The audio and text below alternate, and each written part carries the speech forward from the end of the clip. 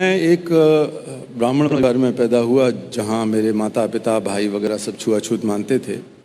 और मुझे बचपन से ही ये लगता था कि ये बात 60 साल पुरानी है, तो और ज़्यादा बुरी हालत थी। अब तो इतना नहीं है असर उसका, लेकिन पहले था। तो मैं गांधी जी से प्रभावित हुआ छुआछूत के खिलाफ। और जब मेरी उम्र 15 साल की थी तो मैंने कुछ नेताओं के भाषण सुने और बहुत बड़ी बड़ी बातें उन करते थे मेरे शहर विदिशा में। तो मेरे मन में आया कि एक भोज रखा जाए जिसमें जो मेहतरानी कहलाने वाली हमारी दलित माताएं हैं, बहनें हैं, वो खाना आके पकाएं।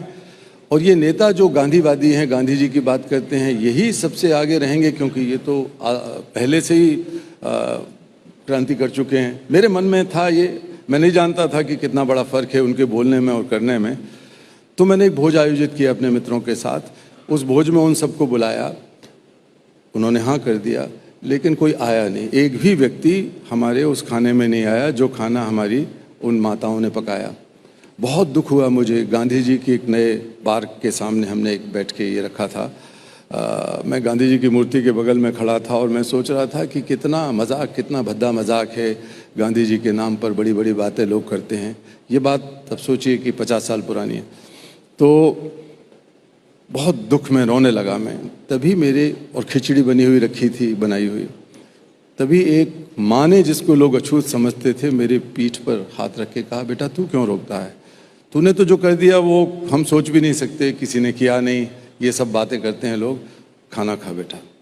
तो मैंने खाना उठा के खाया।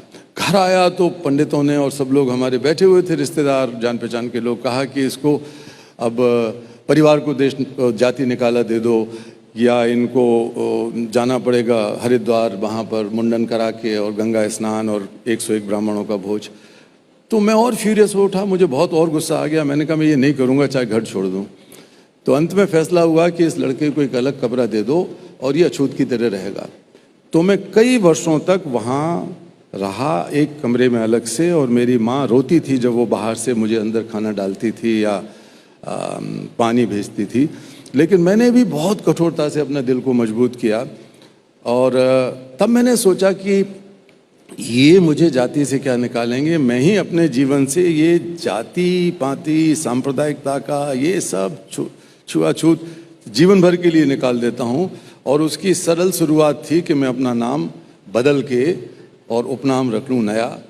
तो सत्यार्थी नाम मैंने रख लिया। क्या बात।